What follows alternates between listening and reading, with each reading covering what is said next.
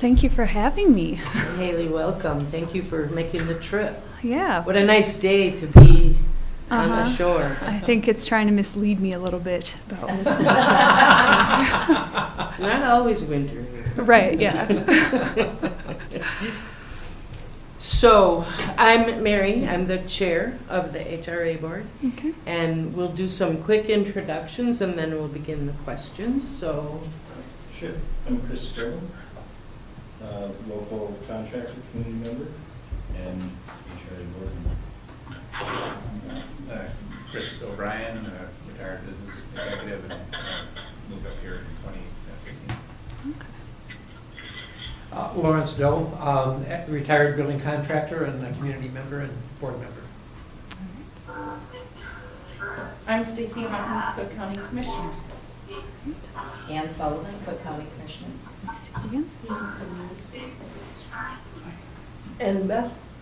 Oh, I'm Beth Drost. I'm the EDA, local joint EDA director. And James is the county administrator. And Bill Gabler on the phone. Bill, we're getting some background sounds from the speakerphone. It's from me. I'm trying to mute my computer because it's coming from the the feedback. The feedback. Okay. Feedback, and then I'll try to deal with it. And if not, I'll just end up. Let me see if this is going to work. Maybe, Well, or at least mute your did phone. That help Maybe. Did that help the back? Yes.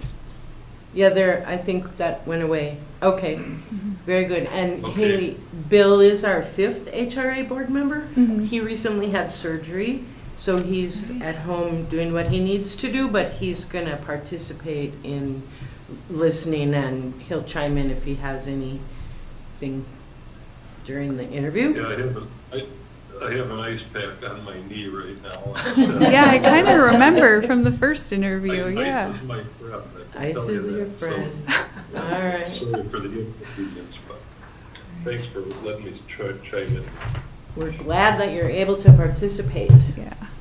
So we have 16 questions, and we've scheduled about an hour. So just as you're answering, just keep that in mind. We want to hear what you have to say, but we also want to get through the 16 questions. And it went very well in the first interview, as you remember. Right. We had the same number of questions then. So. Okay, well, that's comforting. I think Should I was be. kind of long-winded in the first interview, so that's good. All right. So, and the board members have a place to take notes, so if we're not looking at you, that's because we're making notes during the conversation. So, Chris? Haley, why do you want to be the first executive director of Cook County Housing and Redevelopment Authority? Yeah, that's a good question. It's a daunting prospect in some ways, but it's really an exciting time for Cook County. I don't have to tell you all that, but this HRA is going to be really important and hopefully do some really impactful work. I've spent my career in housing, affordable housing, not intentionally, but that's how it worked out. Fell into affordable housing early on. I've had a wide array of experience. My skill set is ever evolving, and I love Cook County. I've been, had a dream of living up here for a long time, like you all hear from a lot of folks, I'm sure. But so the idea to relocate up here and be able, or have the opportunity to use all this experience to make a significant impact is just, it can't be beat. In my mind, I was very excited to hear about this opportunity and make a run for it. Hillary, can you share with us how you went about preparing for this finalist interview? Yeah, well, I am a longtime listener of WTIP, so I had kind of been hearing, there's been a lot of talk for a long time about this HRA. So when it came down to actually getting ready for the interviews, it was digging into more of the actual materials that are available out there. I did watch your recorded HRA meetings so far, which was actually really interesting and fun to be a part of. My partner perhaps got exasperated with it, but he'll live. So yeah, a lot of just catching up on what you've been talking about, what you're kind of hoping to see from the HRA, and then getting my hands on whatever info I could about the state of housing here in Cook County, and really trying to get a sense of what's been attempted already, trying to get a sense of where people are at that way too. So yeah, it's been a fun process. Mm-hmm. I hope you don't feel like I'm a stalker for watching all of your meetings. But yeah. Very thorough. Okay. We like an audience. Good. Important for people to know what's Mm-hmm. going on. Yeah. When seeking a new position, what attributes do you look for in an organization? And what kind of organizational culture would you like the HRA to have? Oh, that's nice. That's usually the reverse, right?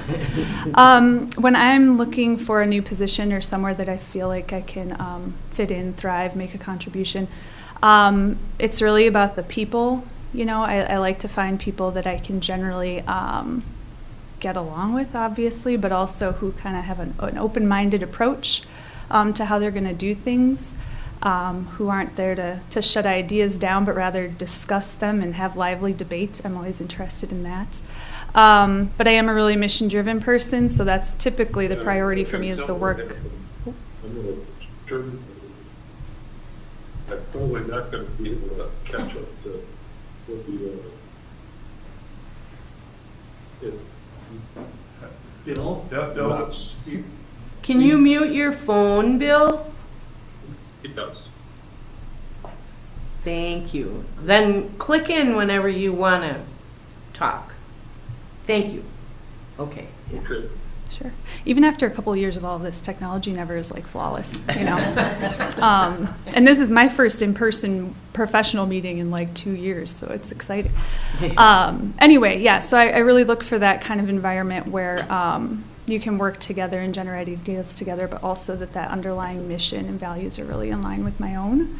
I'm not somebody who's very good at separating my professional values from my personal ones, so that tends to be something I seek out as well, that kind of alignment. All right. Thank you. Yeah. Thanks. How would you work with the HRA board to develop relationships and build trust throughout the community?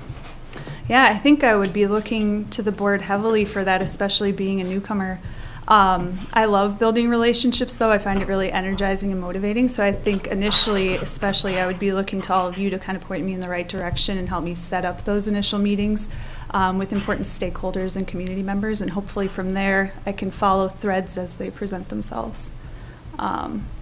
But yeah, really leaning on you for that initially. Okay.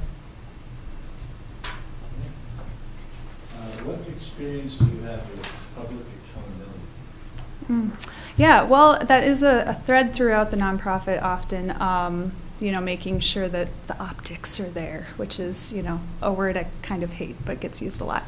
But making sure that donors, supporters think that their money is being used appropriately and being used for something that they wanted it to in the first place. So I think that there's a lot of thinking that goes into each decision that you're making, especially with something this new, making sure that it has that kind of community buy-in, and if it, is a controversial move, then making sure you have the argument to back it up and that you're ready to listen and discuss further as people bring those opinions forth. Great. So helpful to provide an example in your professional life when you were able to work in an opportunistic rather than a planful way.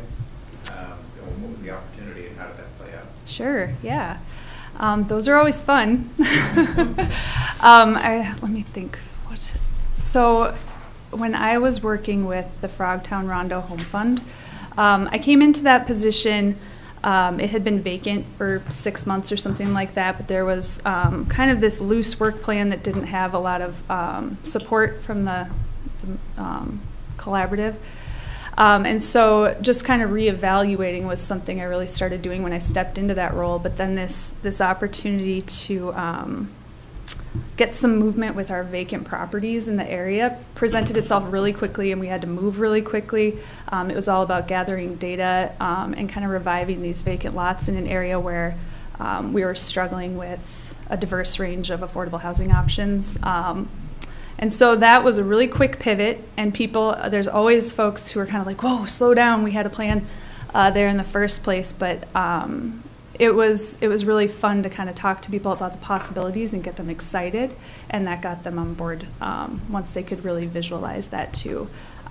So that's probably the biggest one in my career so far, where it's been like, we're on this path, but this has just opened up and we got to run for it now while we have the funding and opportunity. Just a follow-up on that, did that end up being like a,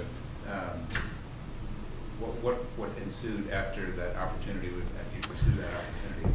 Right. Well, I initiated a strategic planning process while in that position as well, so we incorporated that into the strategic plan for the following 5 years for the collective itself. So now actually it's produced a lot of results. We're kind of exploring ADUs and the tiny home trend and all of that on these smaller vacant lots that have been neglected because of their size. So it's actually turned into kind of a cool little project that is ongoing there today too. Thanks. Mm-hmm.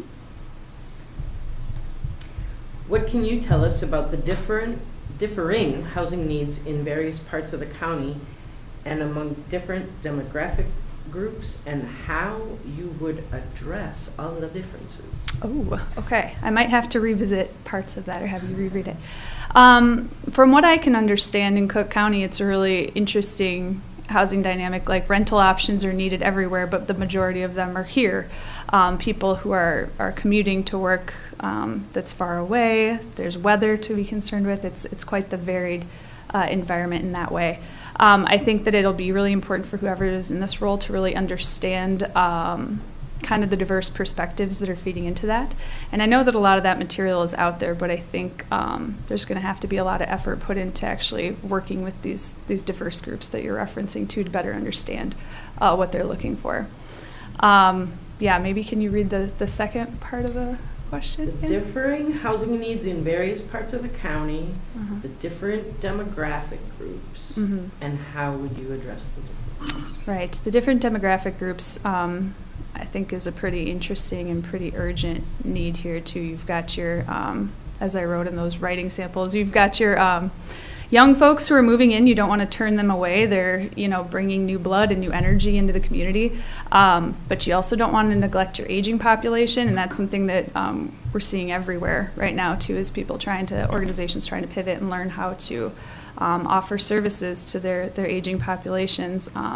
It was especially, I was unaware until I started looking into this position that there isn't actually much in the way of assisted living options up here. And so what do you do at that point? I've got a grandma I'm really close with, and I can't imagine her being in that position. So that is certainly something that I've given a lot of thought to, and that would be a priority for me to try and explore how to address that too. So yeah, there's going to be a lot of moving parts and hopefully a lot of partnership that'll help, navigate those issues. Great, thank you. Mm-hmm. The Cook County housing challenges have evolved over many years and can't be addressed overnight. That said, there is a need for near-term and long-term solutions. Please describe some short-term and long-term opportunities that you would want to explore as our HRA director. Mm-hmm. Yeah, I think those short-term wins are really important when you're talking about momentum and keeping the support alive, because folks like to see a little something moving, even if it's in moving towards something longer term. So as far as I can understand it, it seems like there are some opportunities around properties or lots that are almost there, that there's just less work. It's not starting from scratch, but maybe there needs to be some more creative funding or partnership around how to complete these projects that have maybe gotten started even in a limited way. And that struck me or stood out as an opportunity for some quicker wins as opposed to the long-term, housing strategy type project that you'd be working towards, which would be more in line with bigger developments, more diverse or non-traditional type of development that you would work on. Does that answer your question? When you say non-traditional developments, what do you mean by that? Well, just getting a little more creative around, like, some of these financial incentives are things that can't be implemented quite as quickly, or things that might need a little more community buy-in before we can move forward with them. Around sort of mixed-use property or things like that maybe need a little more groundwork laid before they can really take off. Okay. Thanks. Mm-hmm. How does this position represent a step forward in your career path? Where do you see yourself in 5 years? Yeah, I have never been someone who's very good at answering that question because I do tend to kind of follow my gut, I guess, when I find positions that I feel like are something that's a really good fit and have a lot of really good opportunity for impact. So, in 5 years, I don't typically think about it that way, but what I do hope I have in 5 years is a position that's making a difference, that I feel like has good traction, that has good support. In 5 years, I guess I could tell you I want to be living in Cook County in 5 years. That's an easy one. But yes, as far as professionally, I tend to find chances as they come up, maybe more opportunistic, as you might say. To really use my skills, but also grow and learn that way too.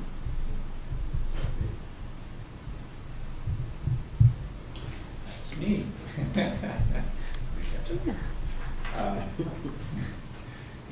Can you give us examples of your experience in board relations and communications in either your current position or in previous positions? Yeah, I think I've had board relationships have been part of every job I've had since graduating from college. My first position actually in housing was with the Housing Development Consortium out in Seattle, and I was brand new to the field. I graduated from high school and then went and did a volunteer project in Ghana and came home and got this job. And it's actually what kind of birthed my love in housing. But a big part of that job was navigating the board, which was a hilarious way, in my opinion, to be thrown into that. Because it was a small organization, and I was just kind of all of a sudden there and didn't know much about housing. But they were all, while opinionated, very kind and very willing to share their knowledge and kind of take me along the way, and really are to be credited for my love of affordable housing now. With Twin Cities Habitat and Grounded Solutions Network, where I work now, the boards, there's still a lot of engagement, but it's much more formal, I would say. Right now I work for a national member-based organization, and we have a fairly large high-profile board, and that relationship's very different because it's all producing metrics and outcomes that they can use to gauge our progress and our success, and then take to conferences and things like that. So there's more to be learned there too, and that's been really fun as well. So, yeah. Are you typically in direct contact with that board? Yes, we have certain board members who are focused on different areas of the organization. So there's 3 of them that I'm in regular contact with. Yeah. Well, you mentioned this. Discuss your experience developing strategic plans. Mm-hmm. How did you engage stakeholders in the process? And then how did you measure progress toward the objectives? Right, okay. I know, are you going to get bored if I use the same example I used in the first interview? Because I think the best one is that Frogtown Rondo Home Fund. And remember that some of these Right. weren't there, so Yeah. it's fine, that's fair. Yeah, so like I said, I kind of came into this organization that was falling apart. The members were really disengaged. It's a cross-sector collaborative in St. Paul. So we had city members, we had private, public members, all interested in supporting and promoting affordable housing for their own different reasons, which always makes the work interesting. But they didn't have a strategic plan at the time, and it took me not long being there to realize that that was a priority. We were meeting every month and not getting much done. There was a lot of tension and conflict within the collaborative at that time. And really the strategic planning process gave us something to focus on first. You know, you think it has to be a project or the actual work itself, but really talking about what we wanted to do kind of healed a lot of those divides, which was really rewarding to watch. But anyway, that process went on for about a year, all told. We had different milestones that we identified through, early on in the process. But one of the important things to me, and this kind of references your question earlier, but was to provide small wins along the way so that people stayed engaged with that strategic planning process. They felt like it was worth doing. So we were able to create some short-term goals along the way to achieve, identifying and establishing affinity groups, and different action groups around things that people could really sink their teeth into before the strategic planning itself was complete. So I found that to be a really good way to keep the momentum going. And we left with a really solid strategic plan for 5 years that they just wrapped up, and it was exciting to see. Did I get to all the parts of your question there too? You did. Good job. Thank you.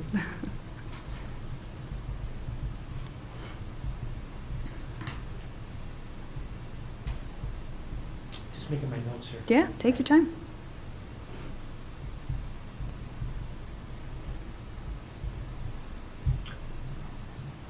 These are questions I'm going to ask you later. Uh-oh. I got little asterisks all over my paper. Oh, okay, good. Let's see. Tell us about a time when there was a challenge or conflict with either partners, finances, or the public on a project. And how did you find solution, and what lessons did you learn from that experience? Mm-hmm.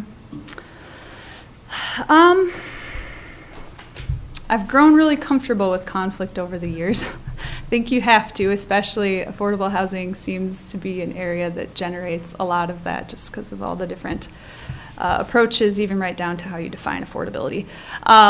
So there has been a lot of that. One example I gave in my first interview was a disagreement between two of our members at the Frogtown Rondo Home Fund. So one was a nonprofit developer, a neighborhood housing group, and the other was the city. The city had moved forward with the project and not notified this nonprofit who was in the area, a leader in the neighborhood. And there was a lot of tension, and for a while I really thought either one or both of these guys are going to drop out, of the coalition. But we were able to work through it. And I think that the important part about that was finding that common ground, which, can be easier said than done. But I kind of put everything else aside and really dedicated the time there to having separate conversations with each of them until they were willing to sit at a table and talk this through. Because I think once you bring that human factor in, it's hard to stay so mad. Once you can understand that it wasn't personal and that there are two different perspectives working towards the same end goal, really brought people together, and in the end I think strengthened that relationship quite a bit. So was a conflict initiated essentially through a breakdown of communication? It was a turf thing, yeah, I'd say a turf thing is a really good way to describe it. But yeah, it was a common issue in the Twin Cities, especially. The city government can move really slow, and then when they get a green light, they can move really fast. And one hard lesson I learned too while working with that coalition is that community work moves at its own pace, and you can't always speed that up as much as you want to. So that became kind of a common thread. So how did you personally sit down with these? I heard you say that you would talk to one group, then you talk to the other group till they were willing to come together. Mm-hmm. Yeah. What was your sort of internalized process? Yeah, well, I came at it with curiosity, which I think made all the difference.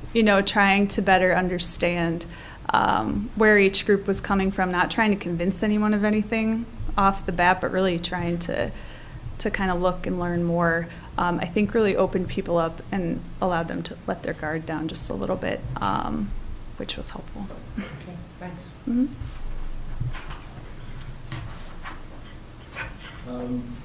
Let's imagine at the end of the first year as executive director, you haven't met all the goals this board established. How would you deal with that particular situation? Well, it's always disappointing when that happens, but it happens a lot. You know, just in real life, that's kind of how it goes. I imagine that this board, from what I can tell, has been very thoughtful and set some really realistic goals. I think if we couldn't meet those, there would most likely have been a lot of conversation leading up to that. I don't think I would be in the business of surprising the board with anything or ever keeping anything from the board, so it's probably something we would have talked a lot about leading up to that end of the year report or whatever. So I think it would be about reevaluating and kind of seeing where we went wrong, what those pain points were, and identifying if we can alleviate those in some way or if it's something that's going to require more work. You know, what the slowdown was. I think understanding that would be really important in that scenario. Does that answer your question? It does. Okay, good.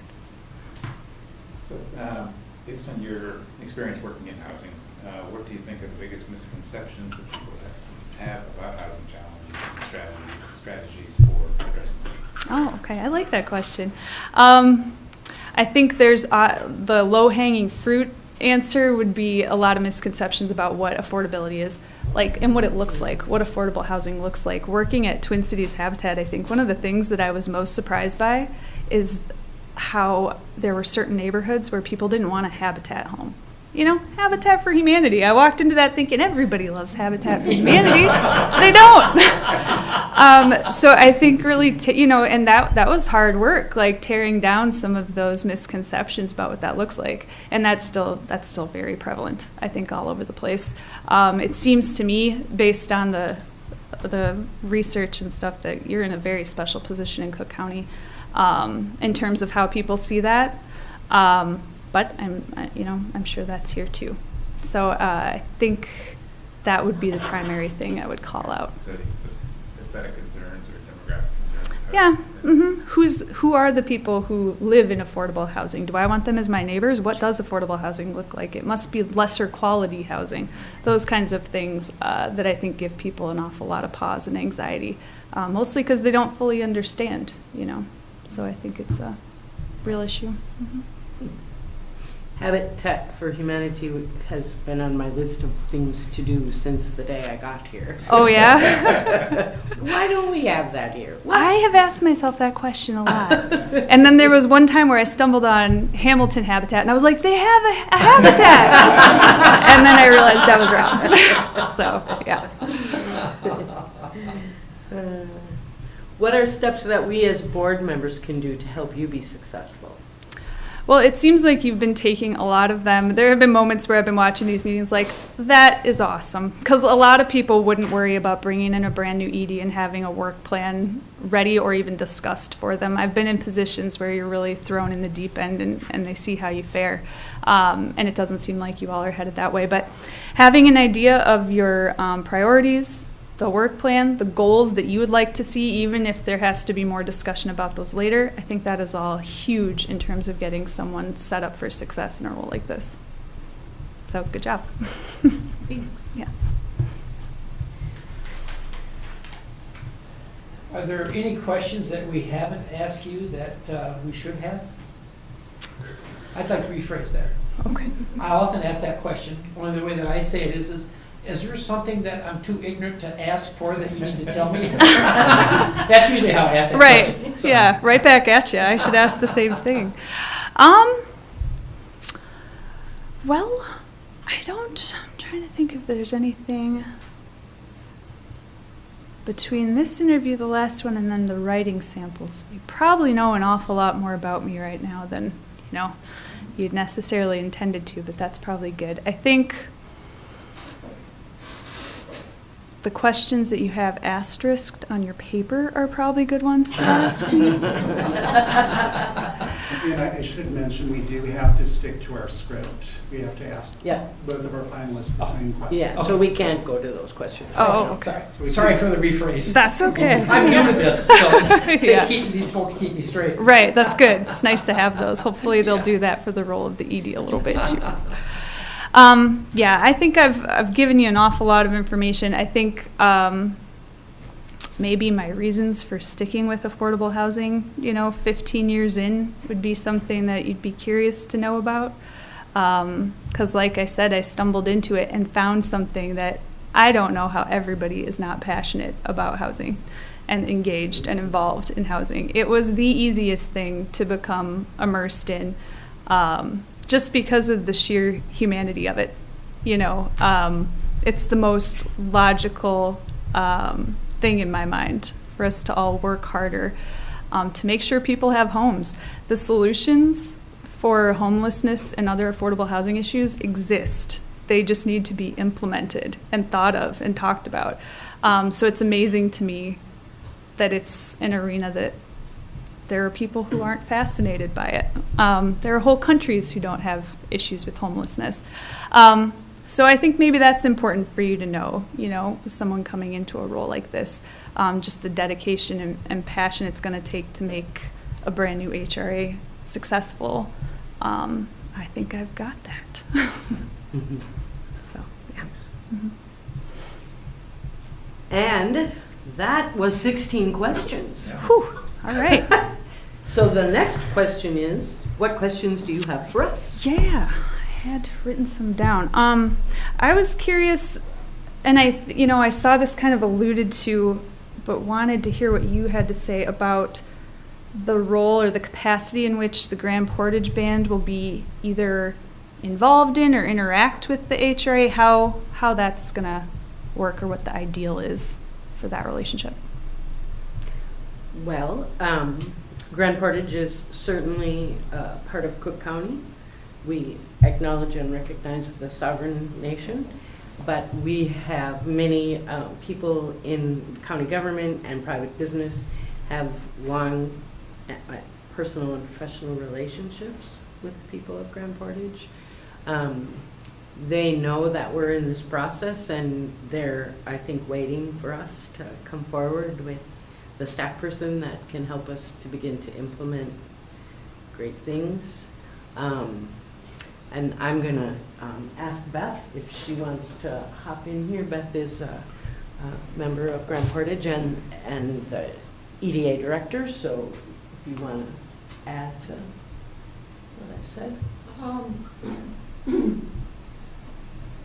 Grand Portage needs housing as well. Grand Portage is within Cook County.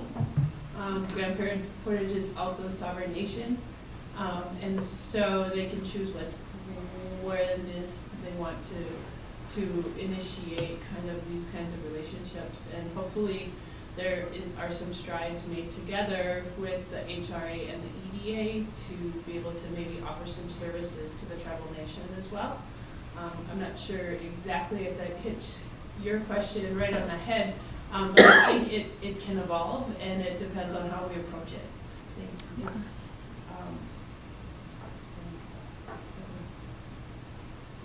yeah. Okay, thank you. Can I just add a little bit to that, please? Because it's a sovereign nation, it adds an additional layer of necessary collaboration. In the same way that in the Frogtown thing, there was a community thing, and then there was the city. Mm-hmm. Well, in this environment, there's state, federal, local funding, private funding, all those kinds of things. When you add in the Grand Portage Band, it's an additional, it's sort of sovereign nation. So in many ways, it's like negotiating with another country. So it's an additional level of complexity that really requires collaboration. So. Okay. Thanks, that's helpful. The other question I've got a lot here, but I'll try and be choosy because of time. So the job. We have plenty of time. Okay. Yeah. I was also curious about your thoughts on this Cook County Real Estate Fund that's been started up that I've read about and listened to. I'm just curious what the HRA board's thoughts are on that, or reactions. Well, we haven't talked about it as a board. I'm familiar with the group. I was in meetings in the beginning when the idea first came to Cook County. I think it's fabulous that local people are coming together and perhaps creating an opportunity to provide resources to help with our local needs. Yeah. And that, Yeah, I attended a presentation this morning put on by the local group and by Ravasi. They were both there, and it seems legit. Yeah. yeah, they've been successful in, is it Brainerd or Bemidji? I can't Grand remember. Rapids, I think. We have a cabin in Grand Rapids, and we have seen some of their projects too, so it is. Yeah. It is. Yeah, it seems like the stuff that they've completed is relatively larger scale Mhm. than the things that are probably viable here. One of the recent ones was a 100-unit apartment building on 12 acres. Mhm. And that, I mean, the briefing packet is public information. Some of the stuff was semi-sensitive, only available for the people attending that, but you know, the information is available pretty readily. They want the community involved, they want the community to know about it. Yeah, I bet. Okay.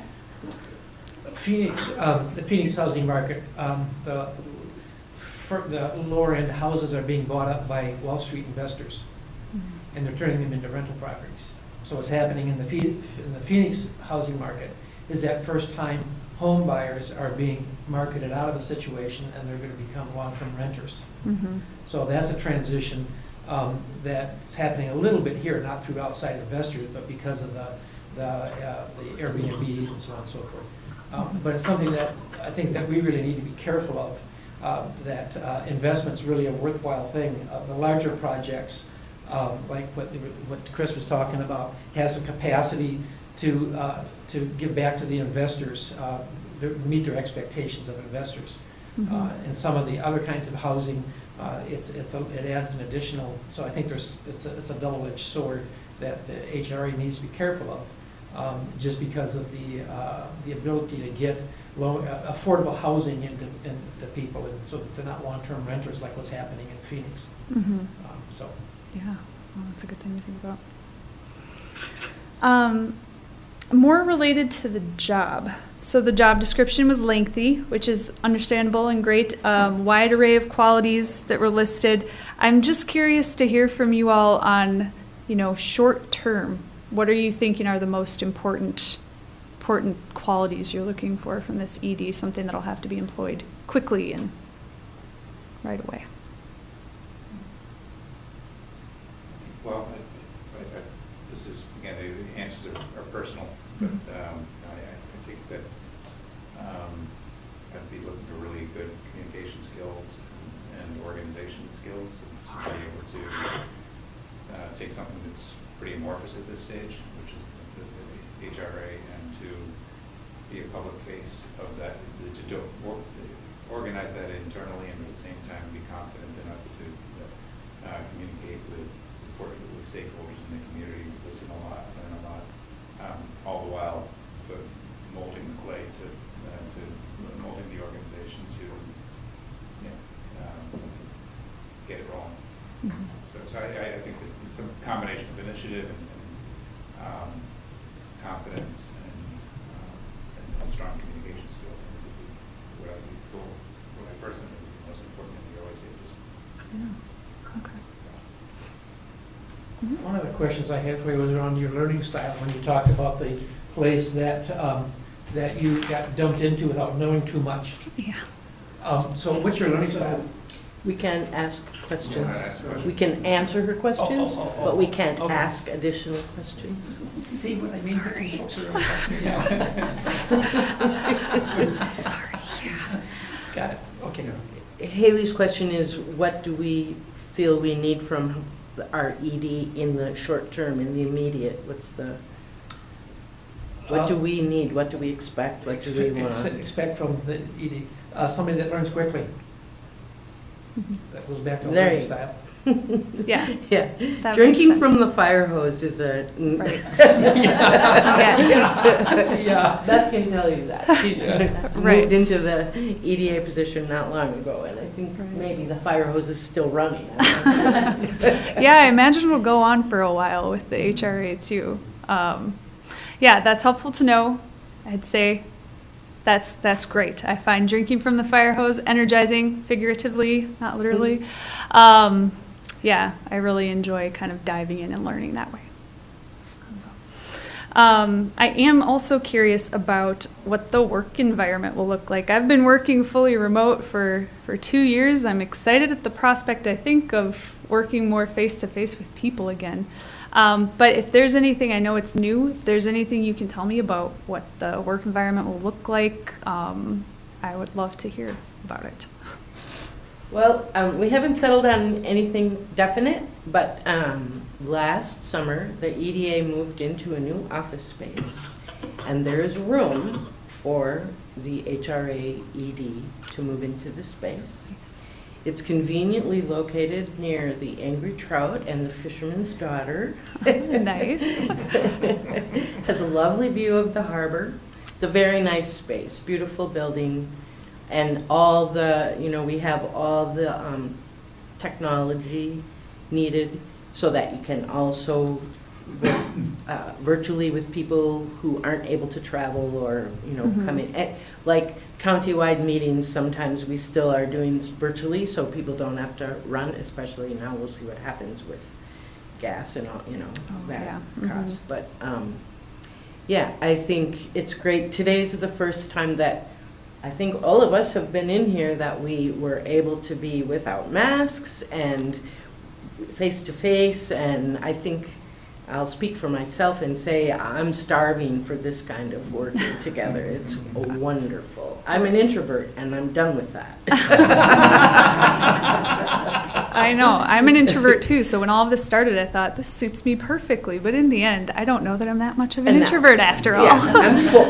Yeah, I'm unsure. Yeah. Well, that's helpful. It's nice to know they'll be drinking the fire hose together. Yeah. Sharing space with the EDA. Okay, that's great. Well, if I have, I've got time. This is kind of a random question too, but Cook County in general, I'm curious how data around housing or housing information is currently being tracked or stored, or if it is. Oh. It's a timely question. The EDA has tried to set you up for success, whoever the candidate comes in. Mhm. We've initiated a housing study. We've got one that's 5 years old that is more focused on workforce housing. So there've been studies done, there's studies that we'd like to do, and then there's just the regular data that county data, I guess, and census data that we're using. But the housing study, I think, is why you looked at me, right? Yes. Yes, and the EDA board is scheduled to take that up for discussion tomorrow. Tomorrow we have that. So, and the group that they're looking at working with, if and when the contract is signed, can turn it around in a short time. It's Like 60 days tops. So this is doing a new housing study? more comprehensive. Oh, exciting. Okay, and it'll be beyond just the workforce housing. Okay. Because have any of the findings or recommendations from that 2015 study been implemented yet? We have, in the last 5 years, both with the public-private partnership with One Roof and with private developers doing small projects, we have created 60 units of workforce housing in Cook County. Okay, and that was 5 years. directly as a product of that study? Well, okay. Right, it came out of that, like, the need was proven and documented, and we submitted that study with different funding applications, and, but it's dated and it's not as complete as it needs to be for all of our Great. different categories of housing, as you mentioned earlier. Yeah, no, that's And really then exciting. also there's, I don't know if very many people know of this, but there's a resource, it's called Minnesota Compass. Mhm. And IRRB contributed funds to that project to enable the data to be sorted by county. So there's a bunch of stuff in there about Cook County and the school district that has, it's like demographic, and it's really, I have found it to be very helpful. Yeah. Yeah, I studied a little bit in preparation for this too. My current job involves a lot of data. So it's, while it was always something I thought was important, it's become something that's like part of my everyday life. So it occurred to me that I wasn't sure how you all were doing that. All right, well, that's helpful. I think that's all the questions I had ready for you, but I'm just so happy you brought me in, and I'm happy to be here and considered. And I'm going to remember to jump in. Bill, do you have anything that you want to ask or say? No, you can't ask questions. Anything you want to say? Or request clarification? Can you hear me now? Yes. Okay. No, I don't. I appreciated listening in, and thanks to Haley for the time and effort.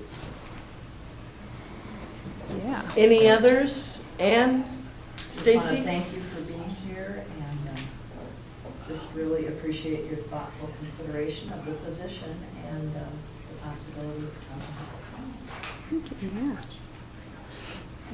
Anything, Stacy? Good? All right, great. Beth? No, thank you very much. Chris? Yeah. Chris, you guys should always sit next to each other. It's easy. James, anything to add? Nothing here. Appreciate you coming up. Yes, thank you for I've having got me. a couple of points of clarification, and I'm not sure how I should have brought those up. Can I bring them up now? They're directly. They have to be very closely related to the original question. Correct. So if they're like starting to, deviate from the point of the original question, Okay. then no.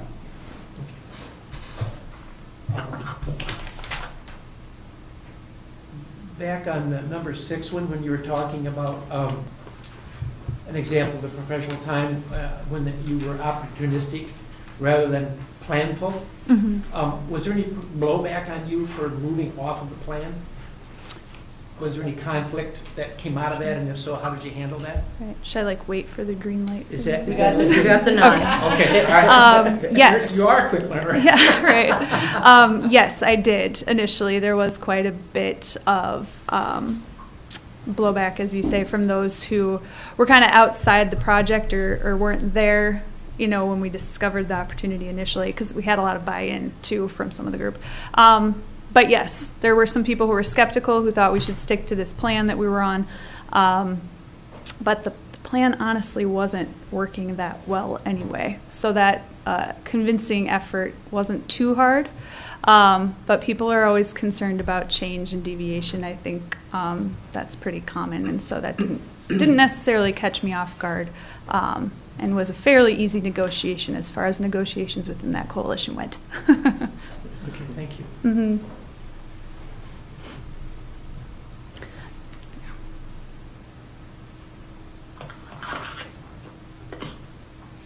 Other one I had was on number 11 about developing the strategic plan. Can you describe specifically how you charted the outcome, and how did you measure success? How did you score it? What did that look like? Oh yeah, it was a pretty elaborate process, and I definitely sought out resources to help. So I even met with a variety of different folks who specialize in strategic planning to help me learn how to guide that process. I've been part of a lot of different, I didn't wait for the green light. I'm sorry. I had been part of a lot of different strategic planning, but not necessarily led it in that solo capacity before. So I really sought out a lot of resources to help me with that. And then making sure that our coalition was clear on the trajectory we were trying to achieve. So it was a lot of communication, a lot of pulling in different resources, a lot of being very transparent about both the learning curve I was suffering and what we were trying to do. So it was a real learning experience. I think that kind of the more tangible activities and things we did, we ramped up our meetings, so we had our standard meeting every month, but then I, for the first 6 months, insisted on having a second monthly meeting, which people don't love, but it really helped get us moving, especially after that 6 months, we were able to break out into those more focused action groups. And that's where people were able to self-identify their areas of real interest and specialty, you know, within that strategic planning process. And after that, it was like we were cooking with gas, because people were working with small groups on really specific projects for the strategic planning process. So hopefully that answers your question, but there were a lot of different tools that came into play. I'm sorry. No, go ahead. I was just going to say, I think we also need to make sure that we're asking the same kinds of follow-up questions in the other interviews. Just one. Okay. Yeah, okay. Good? Yeah. All right. Well, Haley, thanks again for coming. Yeah. We will have some follow-up discussion at the end of our day today, and we haven't laid out any distinct timeline because we're following our guts, as you said earlier. Yeah. And so, but you will hear from James or me or someone in the near future. All right. Sounds Okay. good. Feel free to reach out if you need any additional information or anything. I'm happy Great. to provide it. Thank you. Thank you very much. Thank you. Have a good day. Go enjoy that sun. Oh, I will. Thank you.